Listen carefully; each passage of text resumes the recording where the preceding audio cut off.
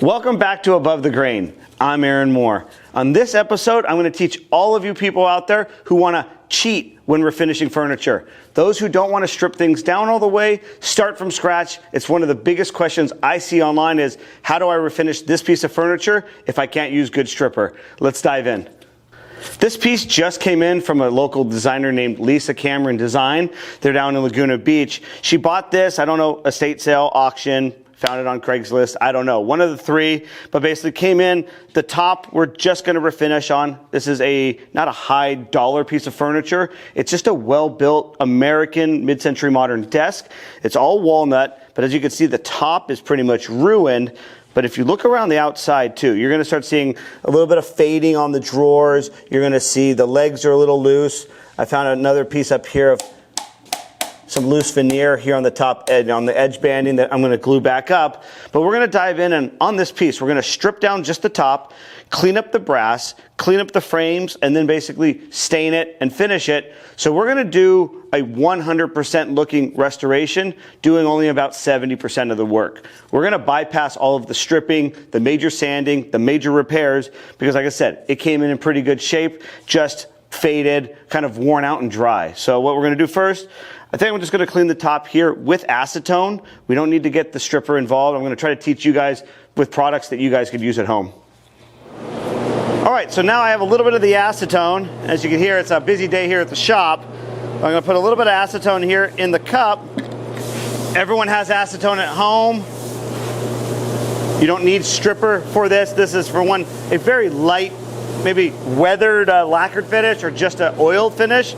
It's pretty worn out.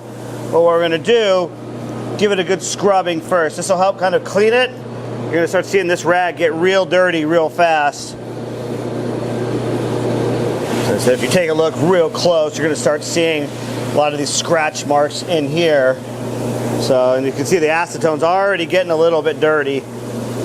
My recommendation though for you is not to use this when you have a thick lacquer finish. I see a lot of people on Instagram promoting, oh, just use acetone. For one, acetone is pretty darn expensive now. It used to be cheap, $5, $6 a gallon. Now I think it's, $40, $50, $60 a gallon, depending where you buy it, and 5-gallon buckets or 10-gallon drums, like those kind of things. But I said we could do it for this finish, since as you can tell, there's not a lot coming off. It looks like it's mainly just dirt. So now I got my 150 grit with my finishing sander, and we all know how I feel about orbital sanders here at the shop. But what I like to do in this circumstance, I'm not trying to sand anything out. I'm just trying to, you're gonna see me just knock it down. It's just gonna expose all the damage, the scratch marks. It'll clean a little bit of that surface dirt off, and it'll just tell me where we need to steam and where we need to do the repairs.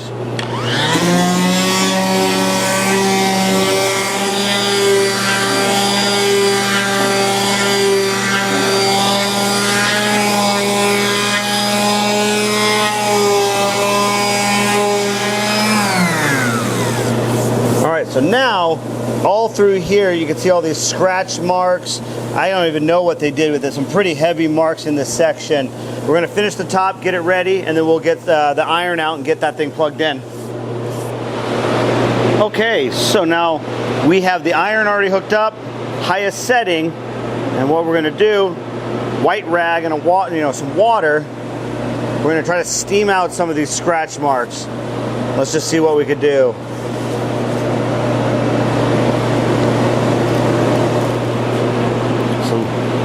That section looked pretty good. We're going to do it again next to it. We're going to, this whole top almost has got to get steamed. There's scratch marks or stains throughout the whole top. There we go.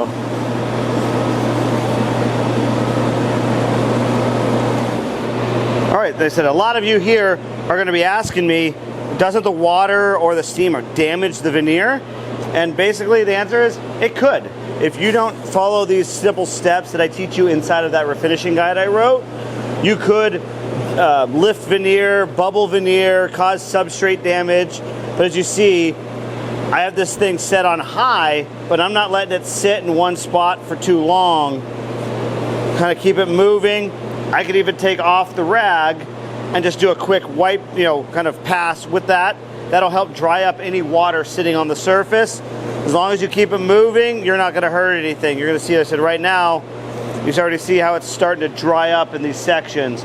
So I said, there's your answer there. We're gonna steam the rest of this top, let it dry, and then come back and start, repairing the bottom side of this. So the top is all steamed out. We're gonna let this sit up, dry for 20, 30 minutes. But I was noticing when we were working on it, maybe you saw it too, that the desk is real wobbly. I'm gonna pull out these drawers. I'm gonna do a little investigation. I think I know what it is. Yeah, exactly. So it's hard to tell in here, but there are some screws holding in the front leg and the back leg, and the screw itself, let me lift this up, you can see this leg is super loose. These screws are just lifted up. So we're gonna probably flip it over, pop these screws out, add some glue, and then put new screws back in, get it to tighten down, and then we kind of get to cleaning the rest of the box, gluing up that epoxy or that edge banding, and then possibly cleaning up that brass. Okay, I got those screws out, and we were already working on it a few minutes ago. You saw how wobbly it is, and it just looks like the dowels got loose here. So you can see now, this section here and this, there's no glue in there. It's all dried out. So we're gonna clean this up a little bit. We'll put it back in, and then add 2 new screws to it to torque it down. Then we'll replace the bottom ones as well, because you can see that's just as loose. We'll check to see if there's any broken dowels on this side, get this tightened back up, and we should be good to go. All right, so we'll take a little sandpaper right here, clean off any of that old glue that may have been on the surface.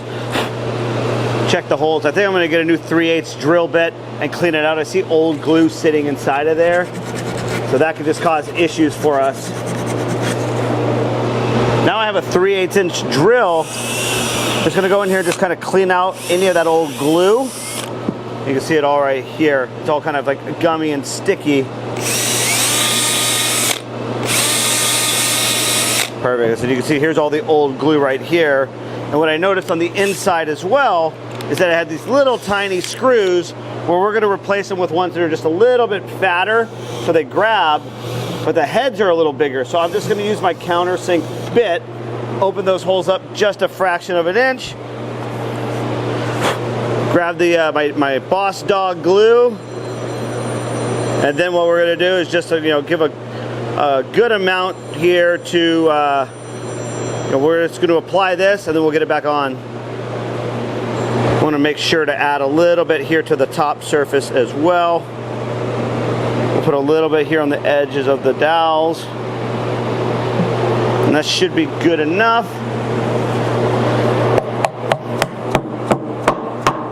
You can already hear that it went in a lot tighter. Got that with my screws, and this should just pull it right back into place. Beautiful. That's what we want to see. All right, we flipped it over, got the other side out, and as I expected, it had a broken dowel. You can see this dowel's cracked off, this one's snapped off inside. So what I like to do is we'll take my little hand saw, get it flat, so that way we could then use a 3/8 inch drill bit on the surface and re-drill this out and apply 2 new dowels. So we'll get the 3/8 inch drill bit. And then so this is the harder part, is getting it lined right up where the hole is. And I'm gonna start real slow. I need a little bit of distance here. So it's kind of touching. I might start with the top one first. There we go.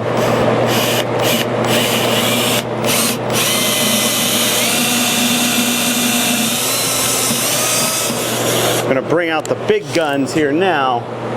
Now we got plenty of space. Start slow, get it locked in, and there we go.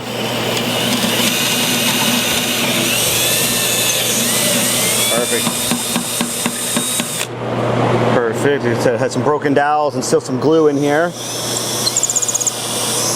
There you go. It's spinning the dowel. There it goes right there. There's the broken dowel right there. That's what we want to see. Now that we got the legs all glued back up, it's tight again, and I'll show you that later when we get a little closer, but the brass support was able to come off. It was all loose. My benefit here where the legs were slightly loose, we were able to pull it out.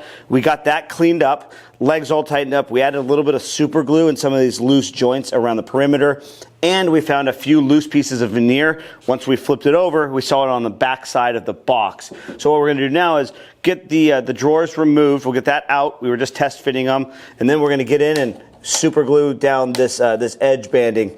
In this situation, you could use yellow glue. I'm just time constricted. I want to get it moving down the line. We could use a super glue for this. It's not a very big section. So let me grab those products and get diving in. Before we dive into it, I'm going to get a little bit of sandpaper in here and try to sand down any loose glue that still may be there. It'll just give us a better bond, now that we're, fixing it back up. And so what we're going to use is the wood super glue, just right here. I'm going to use the thick for this. So this will be the best one for bonding, bonding the veneer, getting it back on. And with this, you want to get a pretty even application on it. It might drip a little bit. So this, we might have to run a little bit of the other super glue as well, like once we get it bonded. So we'll go here. As you see, we're going to keep tapping it, because opening it up as well, because it's spreading out the glue every time it does that. Now we have a nice even pass underneath, so that way there's no areas that are missing glue. So give it a good cleaning with the rag and the wax wash before we do any type of activating. And so this is where we have to need to be a little bit more careful. I'm going to grab a clamp. I think this will help us out in this situation today. We're going to put a clamp on it, just like this, to keep a little bit of pressure while we let that glue dry and get set up. Because like I said, we could definitely use the activator in this situation, but it's hot enough today. I think inside the shop right now, I think it says 89 degrees, 87 degrees inside the shop. A little bit toasty, but so we'll do this, kind of let this tack up. Oh, there we go, we don't want to drop that. We'll just let this sit for just a minute. I'll just spray a little bit of activator on it. Let that dry, and then we should be good to start sanding the top now that all that water has dried out, evaporated, and we've steamed up about 95% of these scratch marks. So I'm looking pretty good here.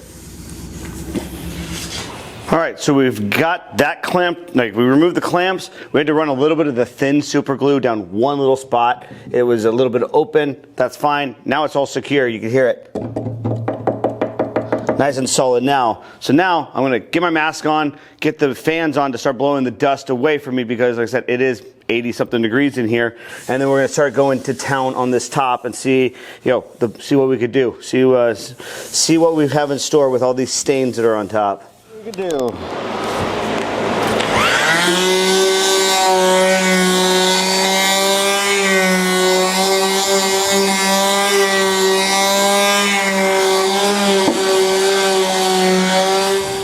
Okay, I think we got it just about sanded.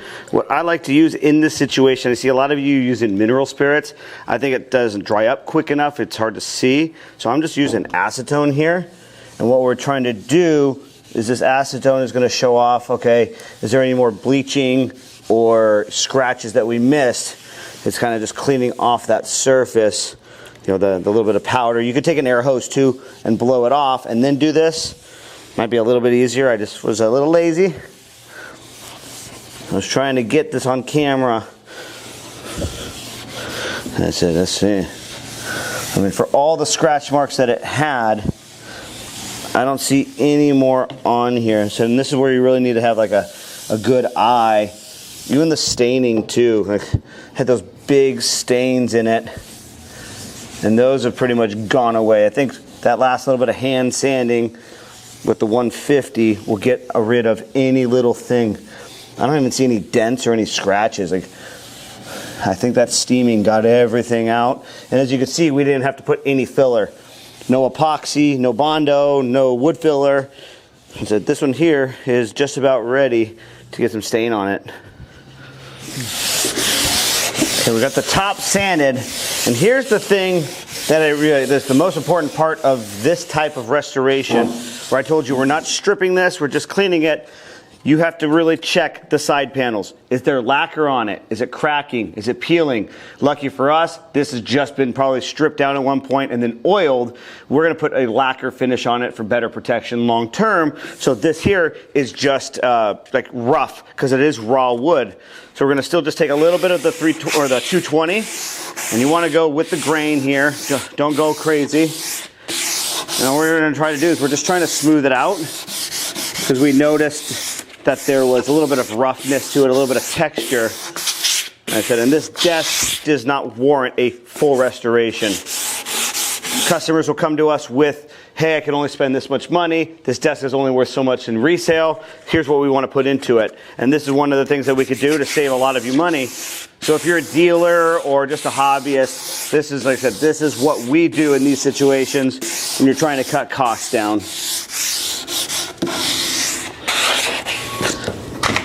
So we got that all sanded down, sponged, ready to go. It's now all smooth. Now you can see the brass was cleaned up.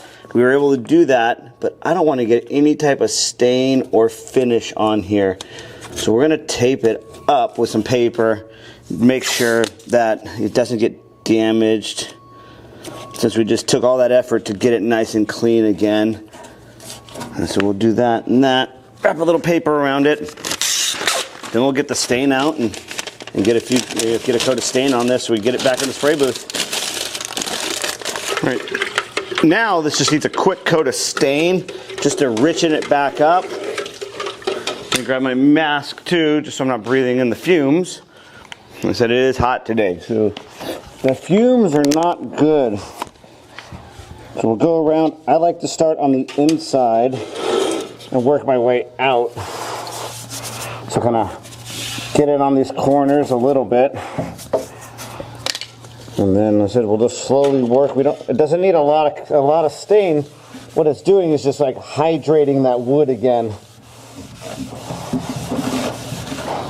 Okay, so we got the whole base done. Now we're just going to go around, do the perimeter of the skirt. And you can see how beautiful this desk is now. We'll get a good amount here. And we'll just put a light stain here on the top, just bringing out all the natural colors of this walnut. And even at this point, you're trying to find scratch marks. If you see anything, stop. You do not want to move forward, or else it's going to make it much harder to do these repairs. Perfect. That looks awesome. Go around, I'll dry everything off real well. We'll put it under the fan and get it in the spray booth.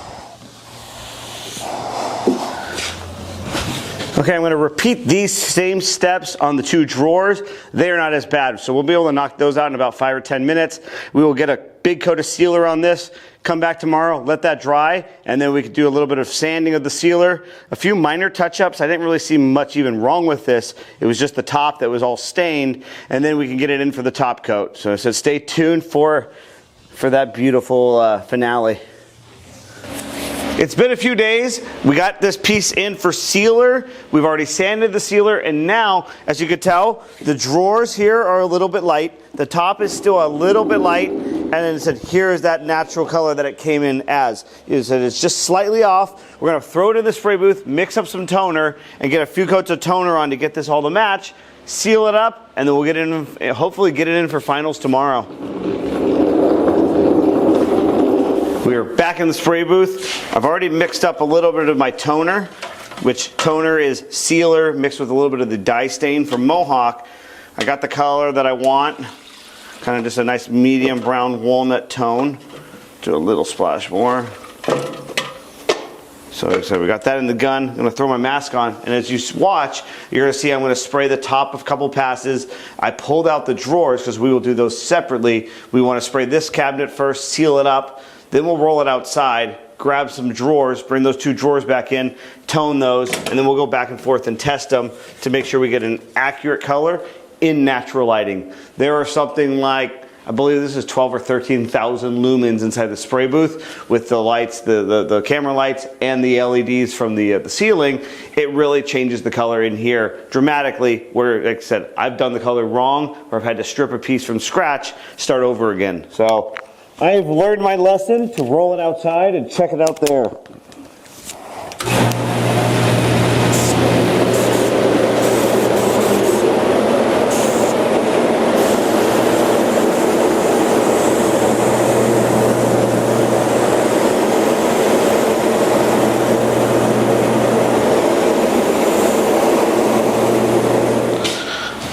All right, we've got this all toned, sealed up, it's drying. Then we have the drawers, which now match back to the piece. So I'm really happy with that. I'm gonna look at, I said the angle there is different too, it's good. So we're kind of looking around it as a whole. So we're all tied in. This is gonna look really good with the brass hardware that is gonna be on the drawers and the one that's been hidden underneath the paper we taped up. So all of that being said, we're gonna get this sealed. Tomorrow we'll come in, sand it lightly, spray the final top coat, and we'll see you on the grand reveal. Before I show you the desk behind me, go down below, hit the like button. While you're there, leave me a comment. Do you have a question about furniture refinishing or anything about this restoration? I'd love to hear from you. And if you want to take your refinishing skills to the next level, come join my free community. I'll leave the link down below. Sign up. There are videos inside this community that are not here on YouTube, teaching you everything in the Refinishers Roadmap basic video series. But let's get back to this desk. All I have is one more thing to do. Come take a look. I have to just put these new, clean handles on. We cleaned these up this morning, got them back to the nice brass, which is going to match the brass that's sitting underneath. We're going to put those in place, and then we'll show you how beautiful this desk ended up turning out. Like, we're really happy with this restoration. We're not going to call it a full refinish because, as you know, we didn't strip this entire piece down. We just brought it back to life using a few tips and tricks, from the refinishing guide that I wrote. And just like that, this beautiful mid-century modern desk has been restored. As you remember, we did not strip this whole thing. We just cleaned the top with acetone, tinted, and cleaned up the sides, and made it look beautiful again for about 30% less cost than the full restoration. So I said, come around, take a look. You can see the brass has all been cleaned up. All the brass underneath has been cleaned up as well. Like I said, remember we glued up the legs, did the restorations around the entire piece. So now when someone sees this, they're gonna think that this was fully restored. A restoration like this could easily cost $1,500 here at Moore's Refinishing to strip down, fully resand, repair. But in this case, they spent way less than that because we didn't have to do the full strip down. And if you were going to do that, this would lose any potential profit. This is something that if you are a dealer, this is something you want to learn how to do for all of your pieces that you buy in estate sales or auctions, all of those kind of things, because then at least now you could turn a profit, make money for your business, and like I said, then have enough money to buy another piece and do it all over again. If you're still here in the video, make sure to hit the subscribe button down below. It'll help out with the algorithm, make this channel grow much further. And as I said, we keep doing what we love doing here at Moore's Refinishing. We'll see you guys in the next video.